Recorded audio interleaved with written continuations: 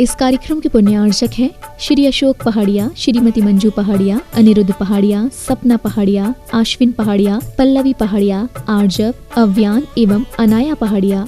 श्रीमती सुमन जैन, श्री महेंद्र कुमार जैन काला, सब परिवार कोची, केरल।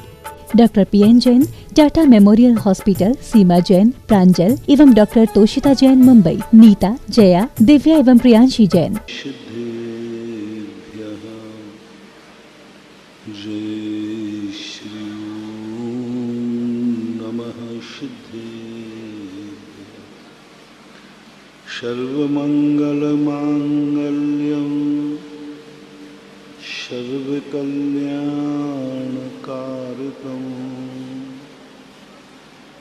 प्रधानं सर्वधर्माणां जैनं जयतु शासनं जैनं जयतु शासनं। पंच परमेष्टि भगवान की जय हो। आचार्य श्री गुरुवर कुंद कुंद महाराज की जय हो। आचार्य श्री गुरुवर विद्यासागर महाराज की जय हो। आचार्य संघ की जय।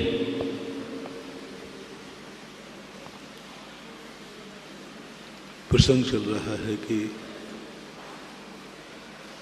प्रकृति को हम क्या समझें, प्रकृति क्या चीज है, उपकारी है अथवा विनाशकारी है। जैन दर्शन ने इसलिए कहा कि पर की सत्ता को भी तुम नकार नहीं सकते। प्रकृति प्रत्येक वस्तु की, प्रत्येक द्रव्य की, प्रत्येक गुण की, प्रत्येक पर्याय की, सबकी अपनी अपनी प्रकृति है। संज्ञा लक्षण स्वरूप भेदात। दुनिया में जो कुछ भी किसी अलग नाम से जाना जाए, समझ लेना वो अलग ही है, उसकी प्रकृति अलग है। नाम तो संसारी प्राणी रखता है पहचानने के लिए, उनको पहचानना ही नहीं है, जानना है।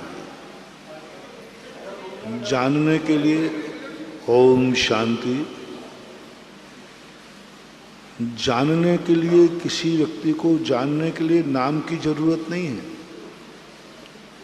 जान लो ना, वस्तु है, क्या जानना चाहते।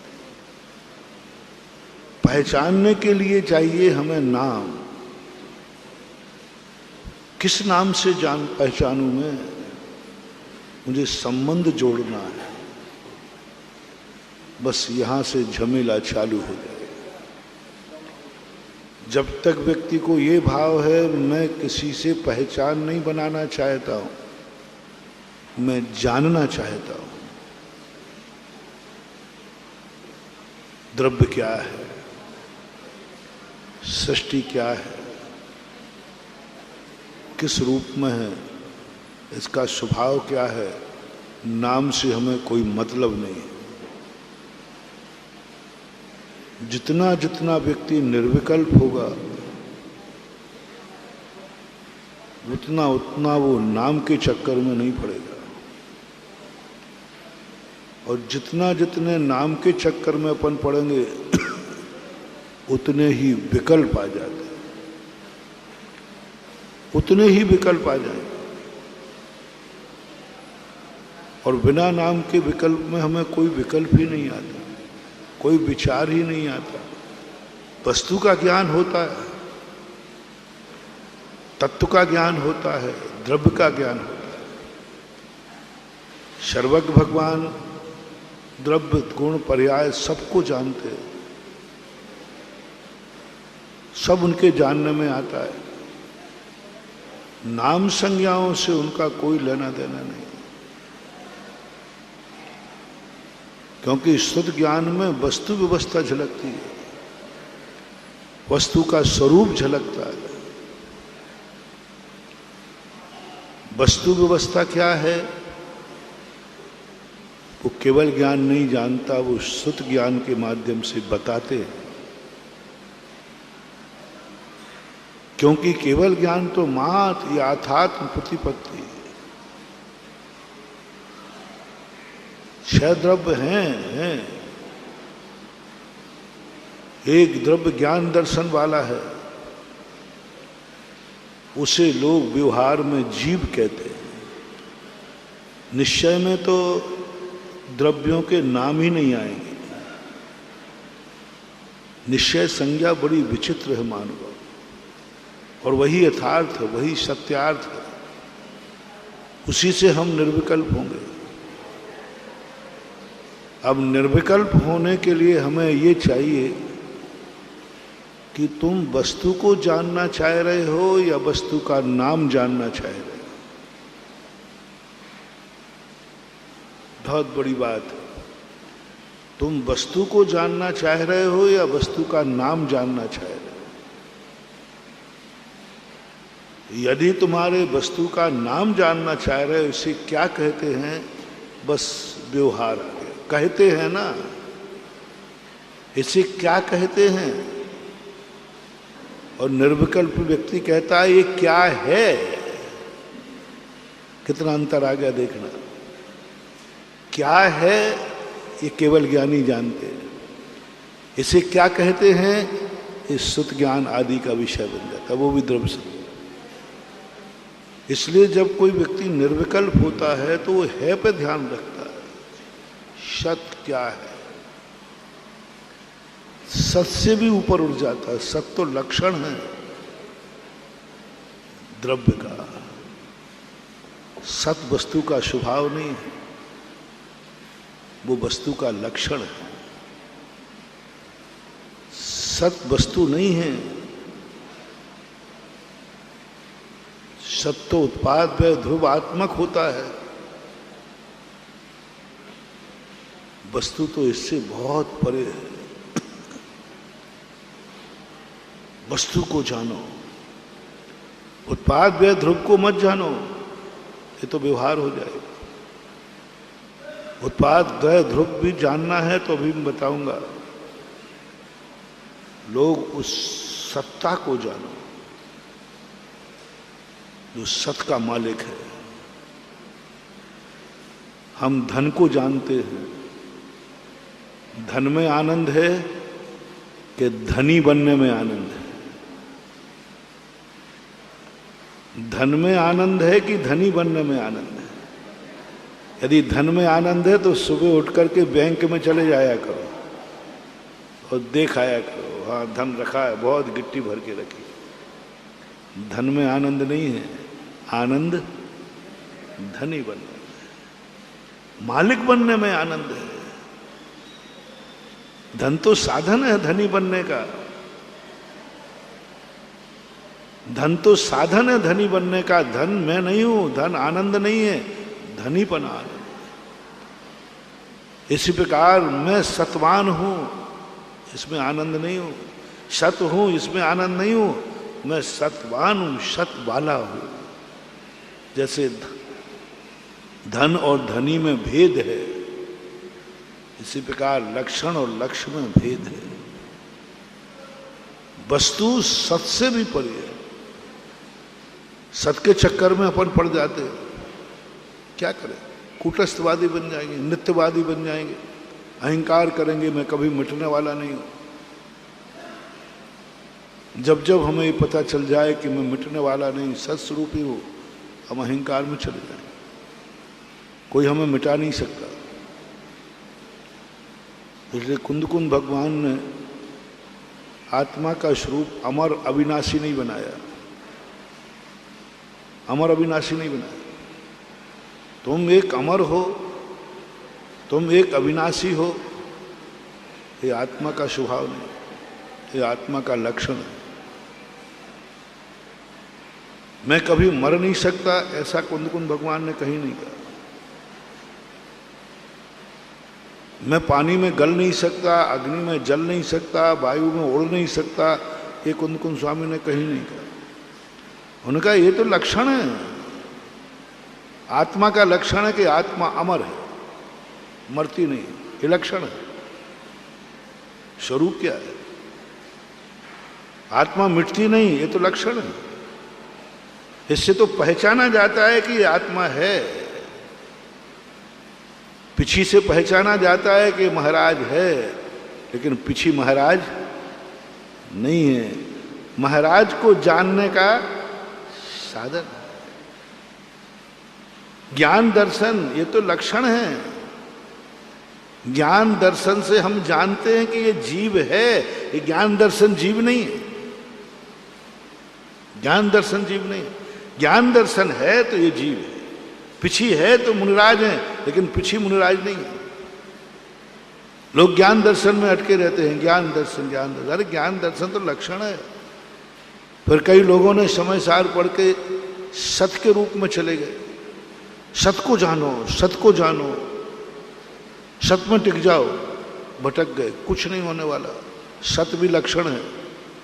सत का अर्थ मैं त्रिकाली हूं, शाश्वत हूं, अविनाशी हूं, आत्मा कभी नहीं मरती है। बस इसका चिंतन करने लगे लोग, इसके चिंतन में लोग लग गए, सत को पकड़ने लगे। हमें वो सहारा दे दो, ये सब साधन है। मुझे ऐसा आलम्बन मिल जाए जिससे मेरा भय दूर हो जाए, मेरा भय दूर। तो आलम्बन को हम ढूंढ रहे, आलम्बन ही ढूंढ रहे हैं। हमें डर लग रहा है कि मैं मर नहीं जाऊं। उस समय हम ये सोचते हैं कोई मुझे ऐसा सहारा मिल जाए जो कह दे तुम चिंता मत करो, तुम चिंता मत करो, मैं आ गया हूं, मैं हूं, अब कोई तुम्हारे लिए भय नहीं।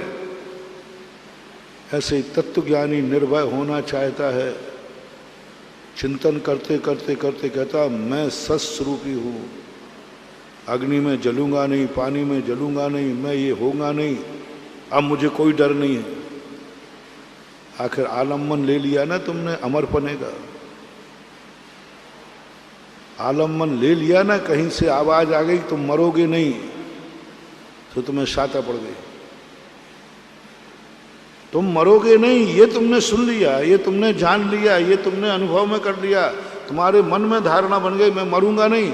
आलम्बन ले लिया मैं मरूंगा नहीं, इस विचार का आलम्बन लेकर तुम निर्भय हो गए। मजा नहीं आया, पराधीन हो गया। हमें ये चिंतन करना पड़ा, हमें धारणा बनाना पड़ी कि मैं मरूंगा नहीं, तो मरने का भय क्यों कर रहा है। महाराज ने कह दिया ना, जिनवाणी में कह दिया कि मैं मरूंगा नहीं, मैं अमर अविनाशी हूं। किसके सहारे पर तुम निर्भय हो गए? भगवान के दो शब्दों में, गुरु के दो शब्दों में,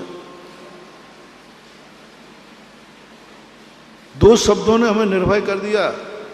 यानी हम जो निर्भय हुए वो पराधीन हो। थोड़ा और ऊपर जाओ, नहीं आपके महाराज शब्दों से नहीं, मेरे ज्ञान में विषय आ गया, मेरे चिंतन में आ गया कि मैं अजर अमर अविनाशी हूँ, हम कभू नहीं मरेंगे, हम अमर भये न मरेंगे। तो चिंतन में आ गया, क्या बात है, चिंतन की पर्याय बन गई। ये सब चिंतन है, शुभोपयोग। अनुभव में ये भी नहीं आए कि मैं मर नहीं सकता हूं, तुम मरने से क्यों डर रहे हो? मरना भी मूर्ति पर चिन्ह नहीं मिलता,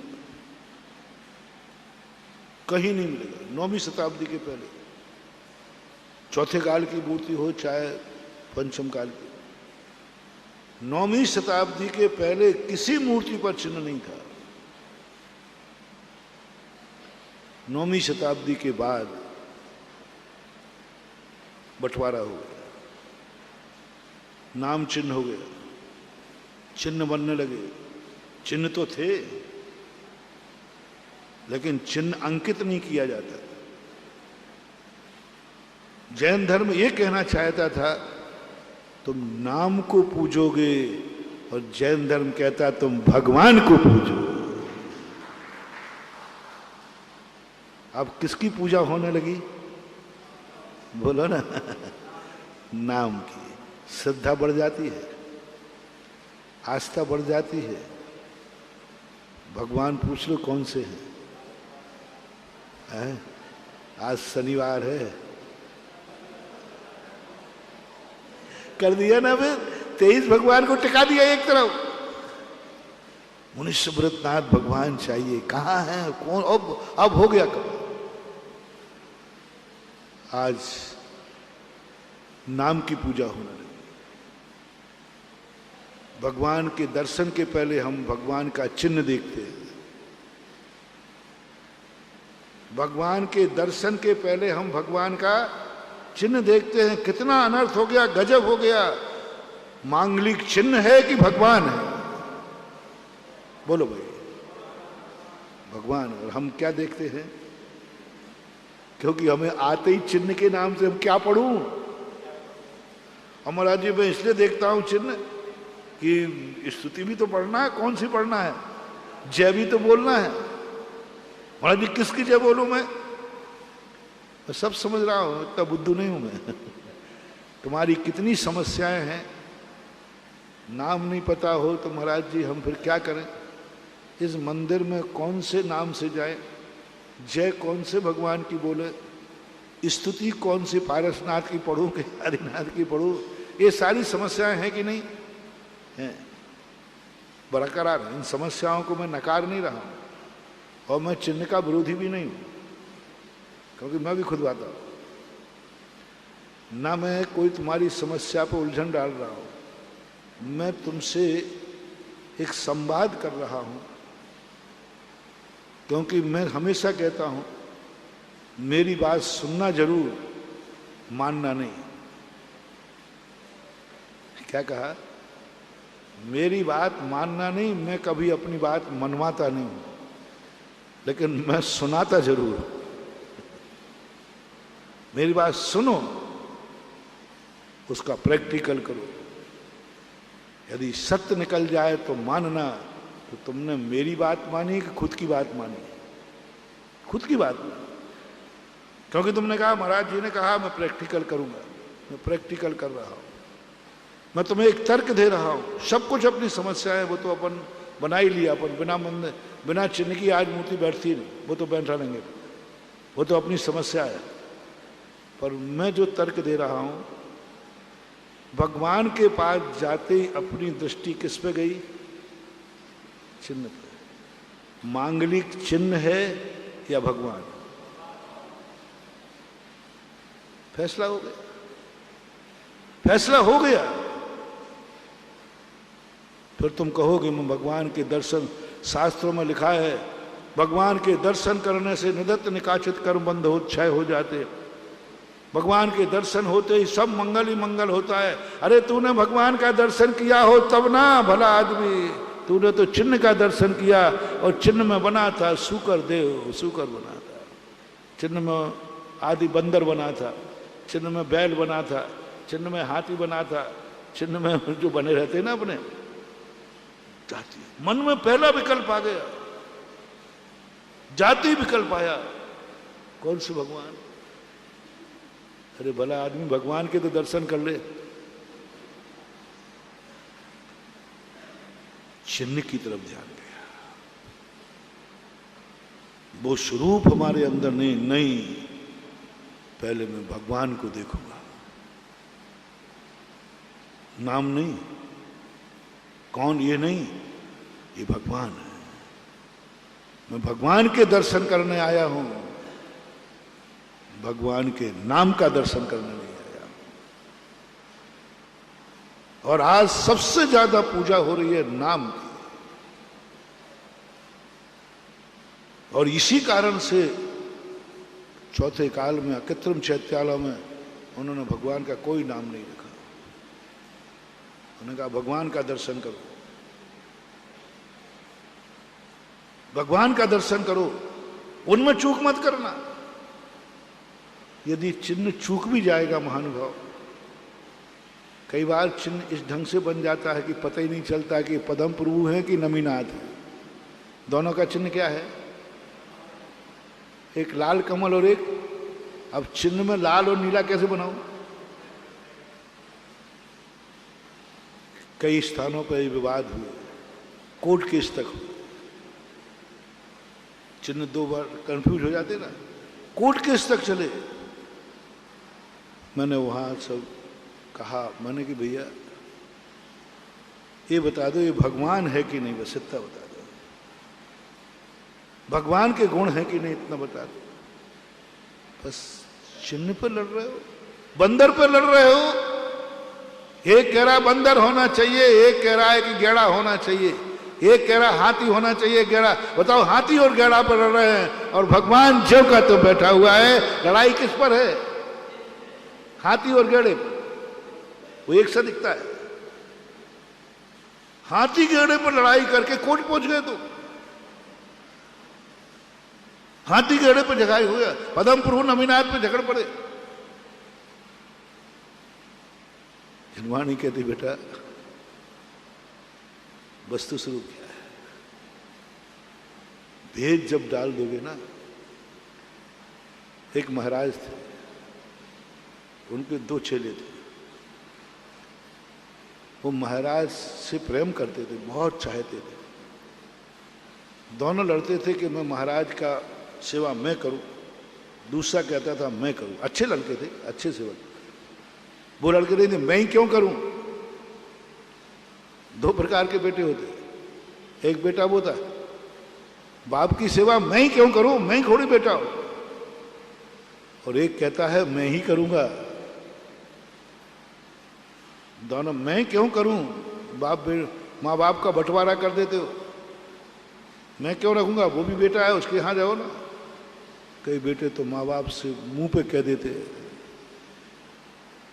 कि तुम मेरे यहां क्यों रहते हो, वो भी तो आपका बेटा है, उसको भी जन्म दिया, उसको भी हिस्सा दिया, उसको भी संपत्ति दी, उसके यहां क्यों नहीं जाते आप। मम्मी पापा से कह देते हो। समझ लेना महानुभाव,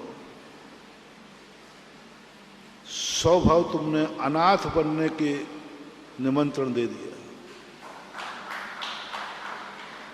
स्वभाव तक अब सम्मूर्षणों में जन्म लोगे, माँ बाप नहीं मिलेंगे। एक बार भी भाव आ गया कि माँ बाप मेरे यहां क्यों रहते, दूसरा भाई तो है। ऐसा होता है कि नहीं कि मैं कह ही रहा हूं। आप लोग तो संसार में रहते हैं, ऐसे घरों में कहीं होता है कि नहीं, मुंह पे भी बोल देते हैं कि नहीं, बोल देते, माता पिता से बोल देते। और मैं क्या बात कर रहा हूं, मन में भी यदि भाव आ गया कि माँ बाप मेरे यहां क्यों पल रहे हैं, मेरी छाती पे दाल क्यों दल रहे हैं, मेरे बुढ़ापा मैं क्यों निकालूं, और भी तो क्या भाई नहीं है, क्या वो उनके बेटे नहीं, क्या उनको उन्होंने संपत्ति नहीं दी। मैं तो हिल जाता हूं जब ऐसे प्रसंग कई बार मेरे पास आ जाते हैं, मेरे पास मैं हिल जाता हूं। मैं इसलिए नहीं हिलता हूं कि माँ बाप का क्या होगा, मैं इसलिए हिलता हूं कि इस कालिया का क्या होगा, इस छोकरे का क्या होगा। इस 100 भवों तक अनाथ बनेगा क्योंकि इसे माँ बाप भार लगने लगे, भार लगने लगे। इसका क्या होगा, मुझे और कोई दुख नहीं, माँ बाप का दुख नहीं, उन्होंने तो जो कर्म किए हैं वो भोगेंगे। ऐसे बेटों को जन्म दिया है, उनको भोगना पड़ेगा, वो तो कर्म होगा। माँ बाप की कितनी दुर्दशा हो, बेटे माँ बाप को कितनी दुख दे, मैं कभी माँ बाप में तरस नहीं खाता, क्योंकि मैं तो आगम का पढ़ा लिखा आदमी, क्योंकि जैसे माँ बाप ने किया है वैसा भोगेंगे। उन पर तरस नहीं, वो तो उनको तो भोगने दो, मरेंगे तो मरने दो, भूखे रहेंगे तो रहने दो, बुढ़ापा बिगड़े तो बिगड़ने दो, मुझे उनकी कोई चिंता नहीं। मुझे चिंता है उस छोकरे की माता पिता का तो एक भाव बिगड़ेगा, इसके तो 100 भाव बिगड़ेंगे। बोलो किसका टेंशन करो।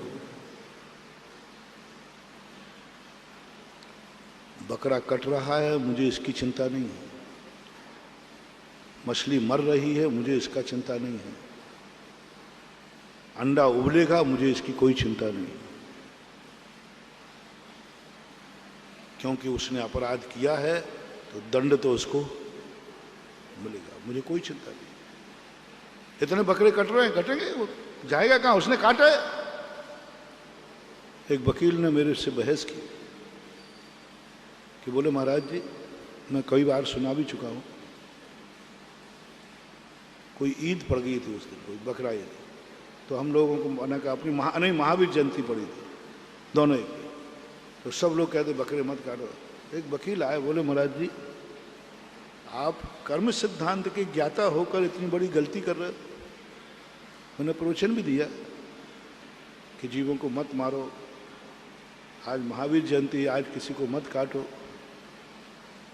तो उन्होंने कहा कि बोले महाराज जी, आप कर्म सिद्धांत के ज्ञाता हैं, आपके प्रवचनों से पता चलता है, फिर भी आप ये गलती कर रहे हैं। और जो गलती कर रहे हैं आप, कानून के हिसाब से अपराध की कोटि में आता है। मैंने कौन सी गलती? बोले अपराधी को बचाना भी अपराध है, अपराधी को घर में शरण देना भी अपराध है, अपराधी की जमानत लेना भी अपराध है, अपराधी को सुरक्षित करके उसको सुरक्षित करना अपराध है। ये तो मुझे मालूम है। बोले महाराज, आप गलती कितनी कर रहे हैं। यदि कोई अपराधी आए, उसको तुम घर में छुपा लोगे तो आप भी अपराधी कोटि में आओगे कि नहीं? आएंगे। मैंने कि बराबर आएंगे, ये तो अपराध है, अपराधी को कभी नहीं बचाना चाहिए, कानून के खिलाफ है, धर्म के खिलाफ है। अपराधी को बचाना ही नहीं चाहिए, अपराधी को सजा मिलना चाहिए, बल्कि दिलवाना और चाहिए। वकील ने बोला सजा देना चाहिए और दिलवाना भी चाहिए, ये और गवाह दो कि हाँ इसको सजा दी जाए। आपको तो ये बोलना चाहिए हाँ इस बकरे को काटा जाए, मुर्गे को मारा जाए, ये बोलना चाहिए, क्योंकि आप खुद, आपका आगम कहता है ये बकरा क्यों बना, ये कटने को क्यों हुआ, इसने भी कभी काटा। पक्का है, इसको तो अपन नकार नहीं सकते। किसी भी व्यक्ति को कोई भी दुख आ रहा है, उसने वैसा कर्म जरूर। आदिनाथ को भोजन क्यों नहीं मिल रहा है? क्योंकि उसने कभी किसी को आहार नहीं दिया था। सिद्धांत, जब भी तुम्हारे जीवन में, एक और अपन यहां शिक्षा लेते चले, जब भी तुम्हारे जीवन में किसी प्रकार की कमी महसूस हो, तुरंत ध्यान करना ऐसी गलती मैंने भी कभी की है। इसको कभी नकारना नहीं मानूंगा, स्वीकार कर, जरूर मैंने गलती की है। बोले कारण क्या, कैसे जाना आपने? वर्तमान के दुख बता रहे, वर्तमान की परेशानी बता रही है, भगवान का अंतराय बता रहा है कि मेरे हर कार्य में अंतराय पड़ रहा है। मैंने जरूर किसी को अंतराय डाला है, जो देखो वो मुझे दुखी कर रहा है, जरूर मैंने किसी को दुख दिया है, जरूर मैंने दुख दिया है, जरूर मैं बेघर हो गया, जरूर मैंने किसी को बेघर किया हो, जरूर कोई ना कोई कारण जरूर। से मैंने बात की, मैंने कही साहब, बोले भाई क्या बात है, क्यों किया तुमने अपराध? बोले महाराज मैंने नहीं किया, नहीं किया, मुझे गलत फंसाया गया है। मैंने तुरंत यही फार्मूला अपनाया, जेल हो गया है तो गलत जेल कभी हो ही नहीं सकती। वो कहता महाराज जी मैंने अपराध नहीं किया, आपको भगवान मानता हूं, आपको भगवान मानता हूं, मैंने नहीं किया, नहीं किया, नहीं किया, जो सौगंध को खा लो। मैंने कहा बेटा जेल हो गया? बोले हो गया। तो मैंने कि तुमने जरूर किया है। बोले महाराज जी आप साधु हैं, थोड़ा सा मेरा विश्वास करें, मैं भारतीय हूँ, साधुओं को मानता हूँ और भगवान का रूप मानता हूँ, आपके सामने झूठ नहीं बोलूँगा। मैंने कहा तू ग्रस्त होकर के झूठ नहीं बोलेगा तो क्या मैं मुनि होकर झूठ बोल रहा हूँ? तू ग्रस्त होकर झूठ नहीं बोलेगा तो क्या मैं मुनि होकर झूठ बोल रहा हूँ?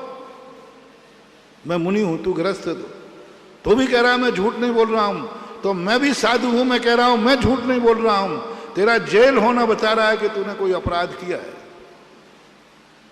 वो गहरी बात समझ नहीं पाया। वो जोर से बोला, आप गवाह हैं? आपके पास सबूत क्या है कि मैंने अपराध किया है? अब मामला बड़ा टेढ़ा हो गया। यहां तक तो बोलना फिर भी ठीक है भाई, कि अब उसने कह दिया सबूत बताओ आप। या तो आप अपनी बात वापस लो कि मैं जो कह रहा हूं वह सही है, और यदि आप कह रहे हैं तो आप हमें सबूत दो महाराज, नहीं तो मैं जिंदगी भर घुट घुट के मरूंगा और मेरी साधुओं के प्रति अश्रद्धा हो जाएगी। साधु झूठ बोलते हैं, साधु जिद्दी होते हैं।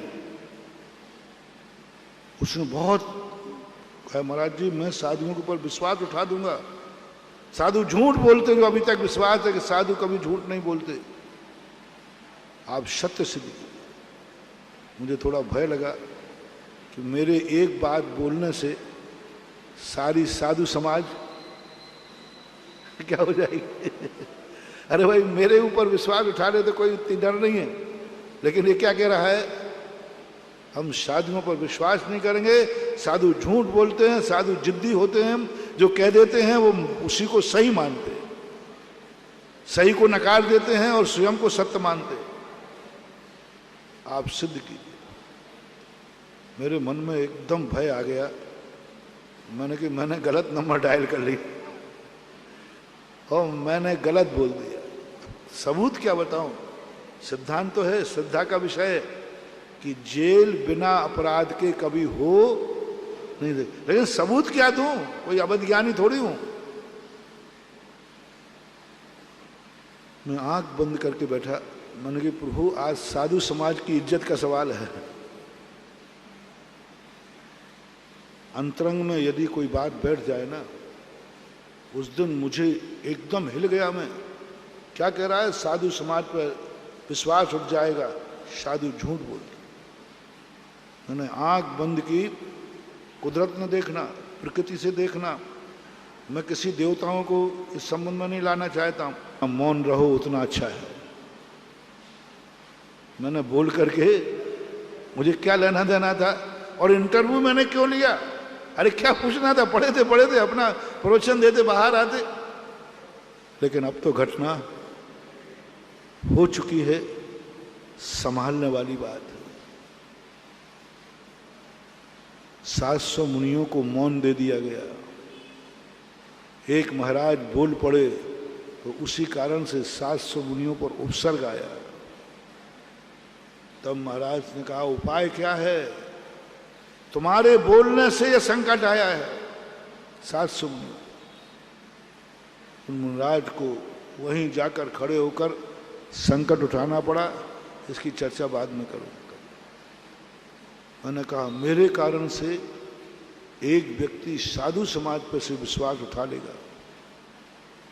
मैंने आंख बंद की, और जैसे मैंने आंख बंद की, एक आकाश में से पिंजड़ा आया। वो पिंजड़े के अंदर तोता था, और पिंजड़ा आकर के और ऐसा, तो मैंने कहा कि मैं तो जेल में बैठा हूं, यहाँ पिंजड़ा कहां से आ गया? एकदम वो तोता अभी भी मुझे ध्यान है। तोता की शकल ध्यान है, उसकी एक्शन ध्यान है, और आकर के बोला, उसकी आवाज आज भी आती है। मैं एकदम आंख खोली तो वहां तोता पिंजड़ा था ही नहीं। मैंने कि इसका क्या संकेत है?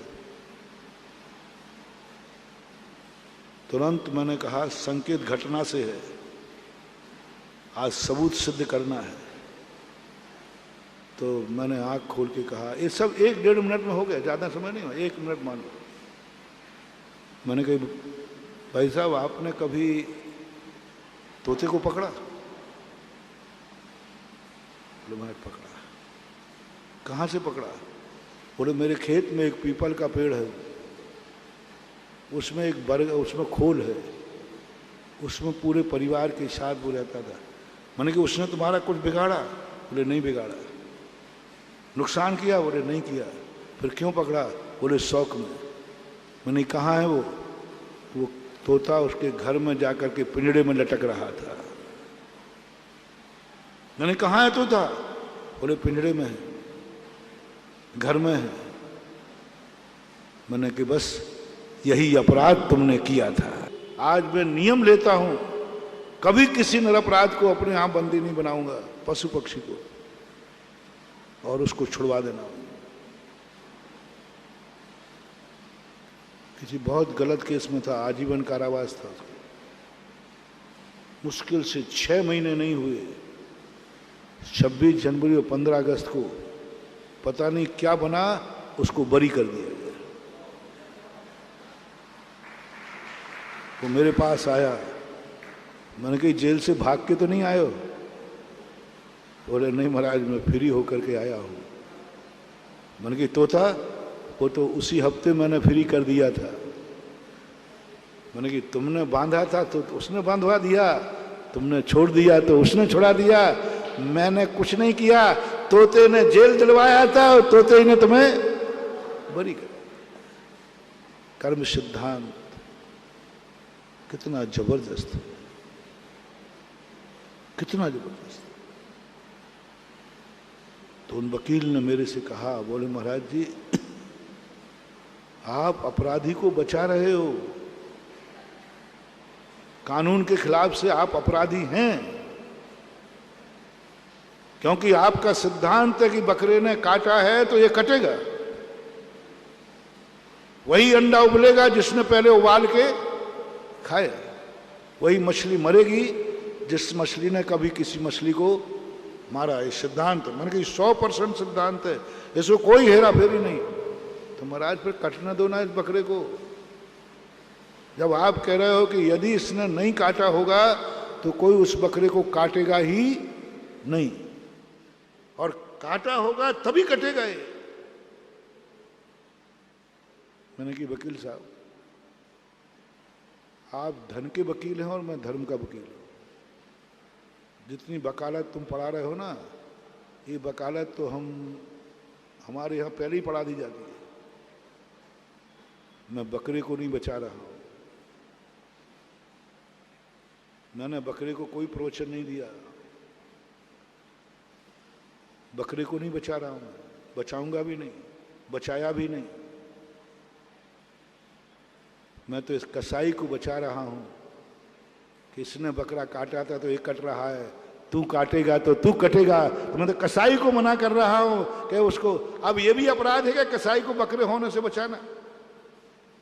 ये तो परोपकार है कि नहीं?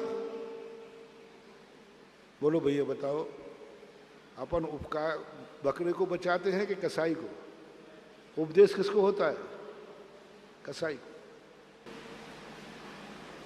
दूसरे की प्रकृति मत समझो कि ये धर्मात्मा है, तुम अपनी प्रकृति समझो कि तुम्हारा स्वरूप क्या है, तुम क्या कर सके, तुम कैसे हो। वो तो धर्मात्मा है, तुम कौन हो? वो तो करुणावान है, वो तो दयावान है। महाराज कैसे हैं भैया बताओ?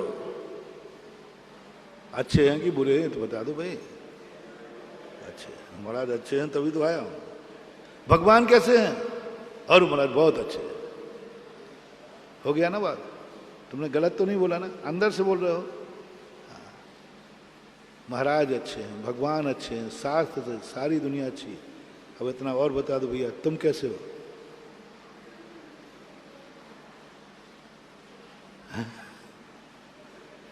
तुम कैसे हो?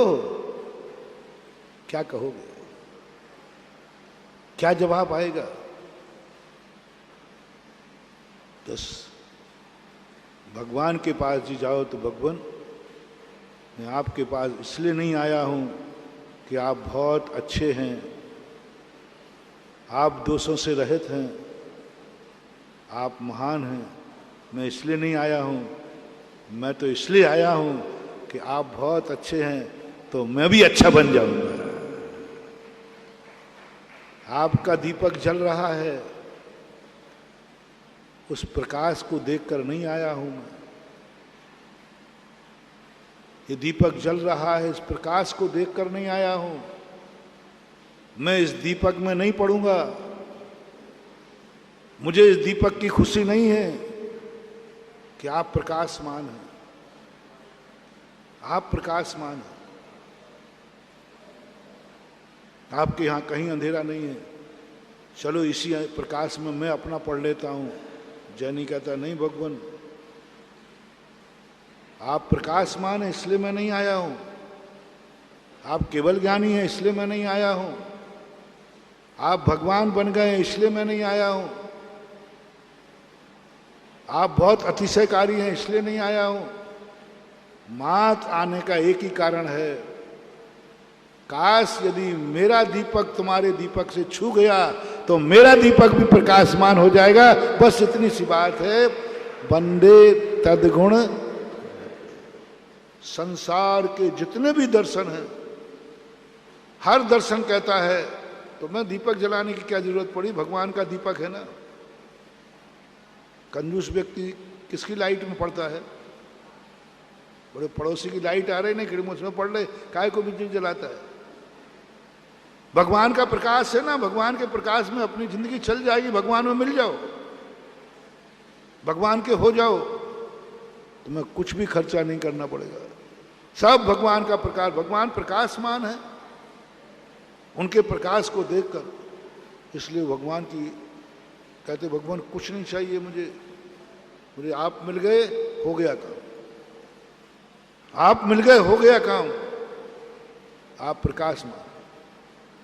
जैन दर्शन कहता है भगवान आप मिल गए सो काम नहीं हो गया,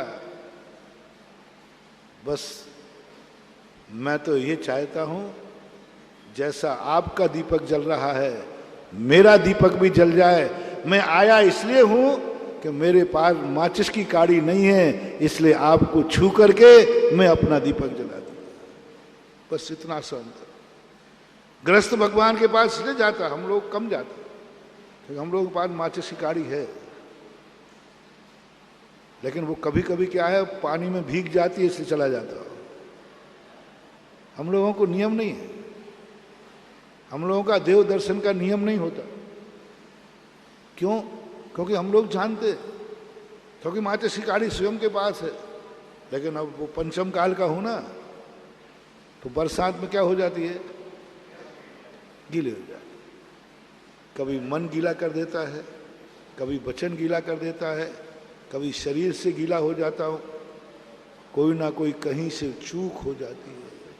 हीन शक्ति है ना, पंचम काल का हूँ, चारों तरफ दलदल है, चारों तरफ कीचड़ है, सुरक्षा व्यवस्था कम है, और मैं खुद सुरक्षित कम हूँ हीन संगन के कारण, तो वो जलाने का कारण जो शुद्ध उपयोग है वो गीला हो जाता है, सुपयोग में आ जाता हूं। शुद्ध उपयोग की काड़ी से जलती है वह ज्योति। शुद्ध उपयोग यदि अपना हो जाए, भगवान की जरूरत ही नहीं पड़ेगी। वो शुद्ध उपयोग में व्यक्ति जहां ध्यान ध्याता ध्येय को न विकल्प वच भेदनता, चिदभाव कर्म चिदेश करता चेतना क्रियाता। काहे का भगवान स्वयं की काड़ी है, स्वयं का ज्ञान पन्ना है गित्तव्यो। उज्ज्वल कुंदकुंद स्वामी कहते अपनी प्रज्ञा शक्ति से खुद की ज्योति जला। आप बताएं, आप लोग के पास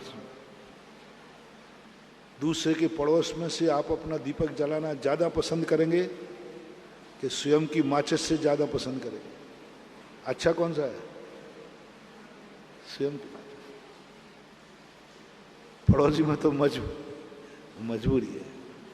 कुंदकुंद भगवान कहते हे श्रवण, तो ऐसे शुद्ध उपयोग की चिंगारी जला कि स्वयं की माचिस की काड़ी से स्वयं का ज्ञान दीपक जला दे और अपने आप में बैठ जा। जैसे तीर्थंकर, तीर्थंकर किसी गुरु के पास नहीं जाते, तीर्थंकर किसी भगवान के पास नहीं जाते, तीर्थंकर कभी मंदिर नहीं जाते और भगवान बन जाते।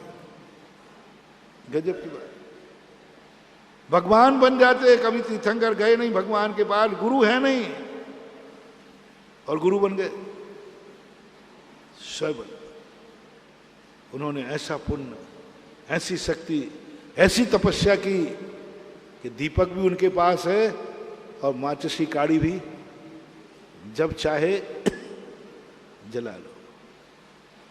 हम लोग थोड़ा सा गड़बड़ कर गए, वो शक्ति साधना नहीं कर पाए।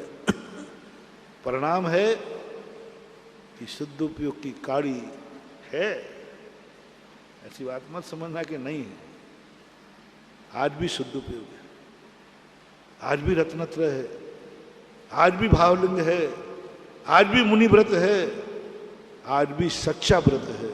कुंद कुंद भगवान कहते अज भी त्रिगण शुद्धा, आज भी शुद्ध रत्नत्रय है, आज भी सच्चे मुनियों के पास माचिस की काड़ी है, लेकिन वो गीली हो जाती है। होता है कि नहीं, ऐसा बताओ आप। माचिस की काड़ी है ना, लेकिन गीली हो जाए तो है, बार बार गीली हो जाती है। स्वाध्याय चिंतन मनन कर मन रोक पाता, पैस्वान सा मन बाहर दौड़ जाता। मन नहीं टिक पा रहा, गीला हो गया मन। मन में कभी राग जाग जाएगा, अप्रशस्त नहीं, प्रशस्त राग। दुनिया में त्राही मची है, क्या करूं, ये राग जाग जाता है। दुनिया दुखी है, राग जाग जाता है। धर्म की प्रभावना कैसे हो, राग जागता है, कोई ना कोई राग जागता है। इतने राग काफी है गीला का। नकुल और सहदेव का इतना सा राग जाग गया था। आग लगी थी पांचों पांडवों के शरीर में। 3 पांडव में तो कहा, और 2 नकुल सहदेव को आ गया। अपना कष्ट नहीं आया उनको कि मेरा शरीर जल रहा, उनका भी जल रहा था, एक ही आया। इन 3 महाराजों को कितना कष्ट हो रहा होगा। बस इतना राग आया, माचिस की काड़ी गीली हो गई और 3 तो मोक्ष चले गए पावापुर से, 2 को जेल हो गया, स्वर्ग चले गए। माचिस की काड़ी गीली हो गई ना। आज हम लोगों की माचिस की काड़ी गीली है। मन भी गीला, वचन भी गीला, काया भी गीला, कृत कारत अनुमोदना से सब तरफ से हो रहा। तो हम भी वहीं आ जाते हैं जहां तुम लोग जाते हो। इसलिए हम लोग भी सुबह मंदिर जाते हैं, हम लोग भी शाम को मंदिर जाते हैं, हम लोग भी स्तुति करते हैं, हम लोग भी वंदना करते हैं, हम लोग भी स्वयं स्तोत्र पढ़ते हैं। क्योंकि मुझे मालूम है इस पंचम काल में स्वयं की माचिस तो है, लेकिन वो सतीश है, शुभ उपयोग प्रधानी है। और शुभ उपयोग में राग का अंश होता है। धर्म की प्रभावना का राग आ जाए, अपने व्रतों को पालन करने का राग आ जाए। पीछे कहाँ गई, राग आ जाए। अभी यार पीछे कहाँ गई, राग आ जाए। बहुत सारे राग।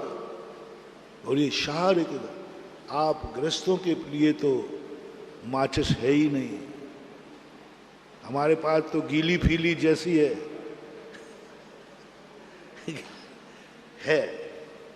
थोड़ी बहुत कभी धूप पड़ेगी तो हाँ, इंतजार रहता है। धूप पड़ेगी कभी एकाध क्षण को मन में धूप आएगी, मन में निर्मलता आएगी, मन पवित्र होगा और उसी समय जलाने का भाव आ जाएगा। तो हमारा तो अभी मौका है, माचिस को सुखाना भर है। तुम्हारे पास तो है ही नहीं, है ही नहीं। भूल करके भी नहीं। तुम्हारे पास तो एक ही आचार्यों ने कहा, ग्रस्त जब तक है उसके पास माचिस नहीं है, पड़ोसी से बना के चले, उसके पास दीपक है, उसी से जलेगा। और तुम्हारा पड़ोसी कौन है?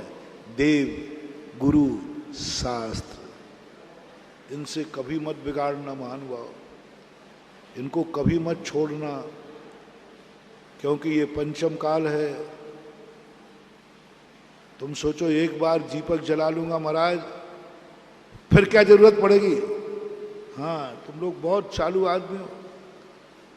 गरज पड़े कछु और है, गरज सटे कछु और, तुलसी भावर के पड़े नदी शराबे मोर। हाँ महाराज, एक बार चला जाऊंगा भगवान के और जला के आ जाऊंगा, फिर काय को जाऊंगा? बेटा गलती मत करना। हवाएं बहुत चलती है,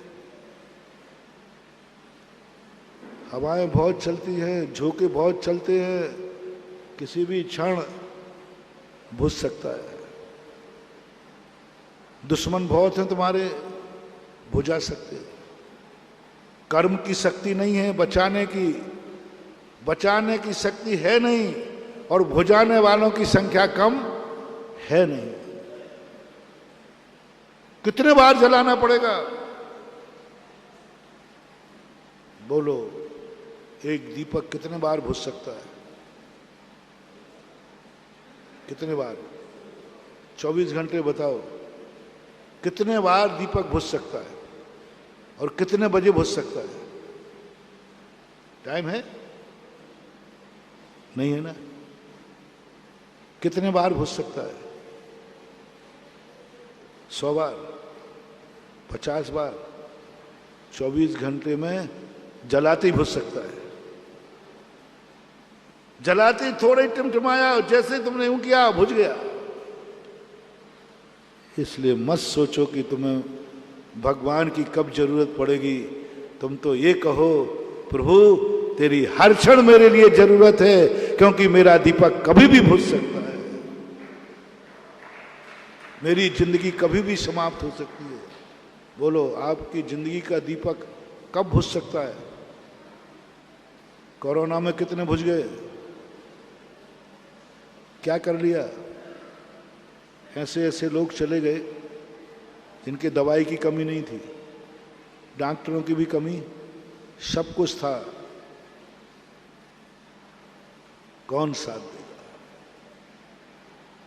मात बंधुओं, अपना पड़ोसी बहुत अच्छा है, भगवान है, गुरु है, मंत्र है, इनको कभी मत छोड़ना। इसलिए नहीं कि प्रकाशमान है, इसलिए कि तुम्हारा दीपक खतरे में है, तुम अंधेरे में हो। मैं इसलिए नहीं कह रहा हूं भगवान बहुत अच्छे हैं, भगवान प्रकाशमान है, भगवान केवल ज्ञानी है, भगवान है, नहीं। आप ग्रस्त हैं, आपको मात्र एक ही ध्यान रखना है, प्रभु मैं नहीं कह सकता हूं तेरी जरूरत कब पड़ेगी, किसी भी समय पड़ सकती है, क्योंकि मेरी जिंदगी का दीपक सुरक्षा करने का मेरे पास कोई शक्ति नहीं। राम जैसी महाशक्ति अपनी जिंदगी को संकट से नहीं बचा पाए, कब जरूरत पड़ गई, कौन काम आया, क्या काम आया? हम अपनी प्रकृति समझे, भगवान की प्रकृति हमने समझ ली, हमने स्वयं की प्रकृति नहीं समझी, स्वयं को नहीं समझ रहे कि मेरा क्या है। आपने बहुत बार भगवान को समझा, गुरु का स्वरूप आपने बहुत सुना, लेकिन फिर भी आपकी श्रद्धा नहीं बनती, फिर भी आपका मंदिर में मन नहीं लगता, फिर भी आपका माला में, आप सब में खूब कहता हूं नमोकार मंत्र महामंत्र है भैया कि नहीं? बोलो नाम है, महामंत्र है पक्का, फिर मन क्यों नहीं लगता माला में? इतना सा और बता दो, और मैं ज़्यादा गड़बड़ नहीं करूँगा, टाइम हो भी गया।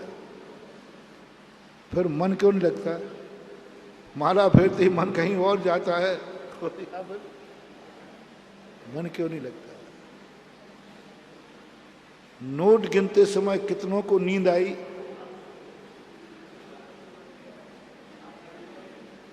और माला फेरते समय किनको जमाई नहीं आई? हैं? दोनों ही गिनती है कि नहीं? लेकिन वहां कुछ ना कुछ गड़बड़ है। क्यों गड़बड़ है ये? और आप भी जान रहे हो कि ये जिंदगी में संकट के समय ये नोट काम नहीं आएगा, नमोकार मंत्र ही काम आएगा। जिस दिन मेरी जिंदगी के अंत होगा उस दिन ये नोट यहीं रह जाएंगे, नमोकार मंत्र ही मेरे साथ जाएगा, ये आप भी जान रहे हैं। फिर भी मन क्यों नहीं लग रहा है? क्योंकि तुम नमोकार मंत्र को जानते हो, भगवान को जानते हो, गुरु को जानते हो, स्वयं को नहीं जानते। यदि स्वयं को जान जाओ, स्वयं की प्रकृति जान जाओ, तो अपना भगवान कभी नहीं छूटेगा। अब इस पे आगे आपका समय हो गया, फिर कभी चर्चा करेंगे। महावीर भगवान के। इस कार्यक्रम के पुण्यार्चक थे श्री अशोक पहाड़िया, श्रीमती मंजू पहाड़िया, अनिरुद्ध पहाड़िया, सपना पहाड़िया, आश्विन पहाड़िया, पल्लवी पहाड़िया, आर्जव, अव्यान एवं अनाया पहाड़िया। श्रीमती सुमन जैन, श्री महेंद्र कुमार जैन काला, सब परिवार Kochi, Kerala. Doctor PN Jain, Tata memorial hospital, Seema Jain, Pranjal एवं डॉक्टर तोशिता जैन मुंबई। नीता, जया, दिव्या एवं प्रियांशी जैन।